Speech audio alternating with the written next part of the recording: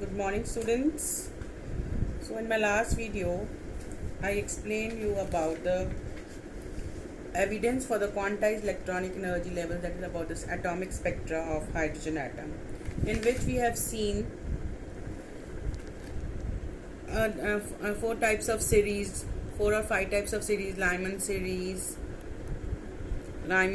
Balmer series, Paschen series, Brackett series, and Phone series.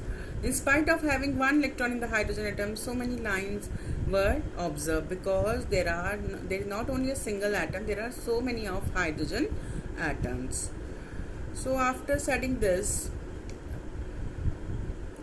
we will now go to Bohr's model. From here only the course starts.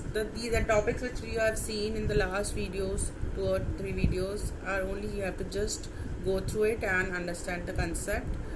Our main topics start from here. Bohr's model for hydrogen atom. Niels Bohr, he was the first scientist to explain quantitatively the main features of the structure of hydrogen atom and its spectrum. He used the Planck's concept of quantization of energy. Though his theory was is not the modern quantum mechanics, but it can be used to solve many points in the atomic structure and spectra. So he gave some postulates.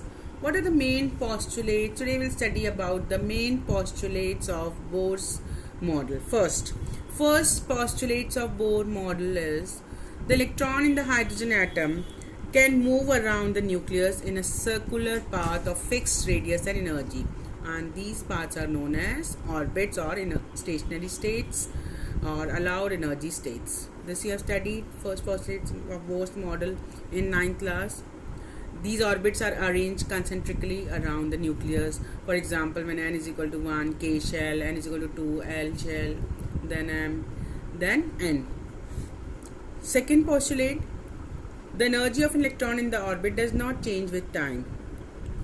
It means when the electron is in a fixed orbit, the energy does not change, but the energy changes when electron move from one stationary state to another stationary state. Suppose it moves from a lower stationary state to a higher stationary state, the energy will be absorbed, and when it is moving from higher to lower energy state, the energy will be radiated or emitted. So energy will be absorbed when it will jump from lower stationary state to higher stationary state, and it will be emitted when it jumps from when electron moves from higher stationary state to lower stationary state. The energy change does not take place in a continuous manner. So next, third postulate is the frequency of radiation absorbed. 2 we have done. The first 2 are very easy. The third is the frequency of radiation absorbed or emitted when transition occurs between 2 stationary states that differ in energy by delta E. This frequency of radiation absorbed or emitted is given by the formula. As you know, the formula E is equal to h nu. The nu will be equal to the change in energy upon Planck's constant, and change in energy is given by E2 minus E1. So the frequency absorbed or emitted when transition occurs between 2 stationary states is given by the formula nu is equal to delta E upon h. Here E1 and E2 are the energies of the lower and higher energy states respectively. So this formula is known as Bohr's frequency rule. So this is the third postulate. Now the fourth postulate is the angular momentum of an electron is quantized, means it is fixed. So before studying, you should know the angular momentum. What is angular momentum?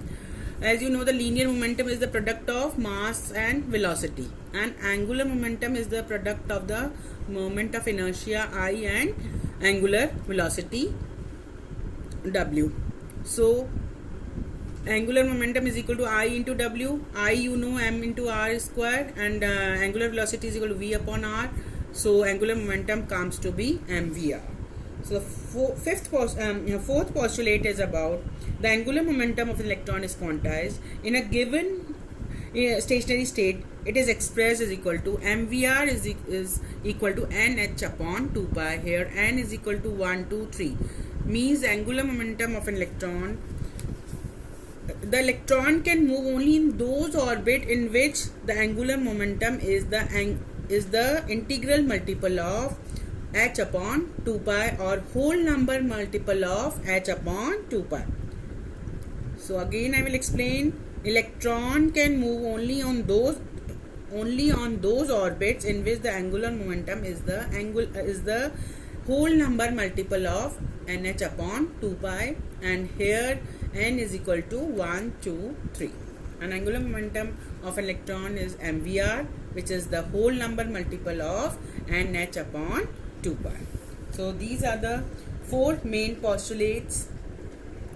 Here m is the mass of the electron, and v is the velocity, and r is the radius of the orbit in which the electron is moving. So these are the 4 postulates of the Bohr's model. It means the angular momentum. Here the 4th postulate says the angular momentum is quantized. So radiation is emitted or absorbed only when the transition of electron takes place from one quantized value of angular momentum to another. Therefore, Maxwell's electromagnetic theory does not apply here, and that is why only certain fixed orbits were allowed. Now, details regarding for the derivation of energy of the stationary states used by Bohr are quite complicated. So we'll discuss. It will be discussed in higher classes. Now, however, according to the theory of Bohr's theory of hydrogen atom, the first point is the stationary state for electron is numbered as n is equal to 1, 2, 3, and these numbers are known as whole numbers are known as principal quantum number. If the electron is present in the first energy level, the principal quantum number will be n. If it is present in the second energy level, n will be equal to 2, third it will be 3. Second point, the radii of the stationary states is expressed as radii of nth orbit is equal to n square into h square. H is the Planck's constant divided by 4 pi square into mass of electron into E square into Z. Here Z is the atomic number of any atom. So if we all these values are constant, H is constant, pi is constant, mass of electron is constant, charge on electron is constant, Z is suppose fixed any atom, hydrogen atom, since the Bohr is giving the postulate of hydrogen atom, so here Z will be 1. So radius of the nth, if the nth orbit comes to be equal to n square into a naught. Here a naught, the value of all these constants comes to be 52.9 picometer. So thus the radius of the first in a stationary state means for n is equal to 1, the n square will be 1 square, it will be equal to 52.9 picometer. The radius of the first orbit will be equal to 52.9 picometer. So normally the electron in the hydrogen atom is found in the first orbit only, because hydrogen, the atomic number of hydrogen is 1. As the value of n increases, the value of r will also increase because it is directly proportional to n. C part. The most important property associated with the electron is the energy of its stationary state, and it is given by E is equal to energy of any nth orbit will be equal to minus r into 1 upon n square. Here n will be equal to 1, 2, 3, and r is the Rydberg constant as we have done in spectrum, and its value is 2.18 into 10 raised to minus 18 joules. So energy of the lowest state, known as also called as ground state, means when n is equal to 1, the E1 will be equal to minus 2.18 into 10 raised to minus 18. The value of put the value of r into 1 upon 1 square, which comes out to be 2.18 into 10 raised to power minus 18 joules. And the stationary of the second stationary state, for that the value of n will be equal to 2. The E2 will be equal to minus 2.18 into 10 raised to minus 18 into 1 upon 2 square, which comes out to be minus 0.545 into 10 raised to power minus 18, and which depicts the now I'll show the figure. We have seen the figure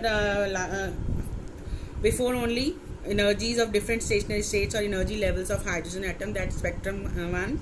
And when the electron, now the question arises, why there is a negative sign, why we are putting the negative sign when we are calculating the energy of any nth orbit. When, as you know, when the electron is free from the influence of nucleus, means it is when it is away from the nucleus, the energy is taken as 0, and at that situation the stationary state will be infinity.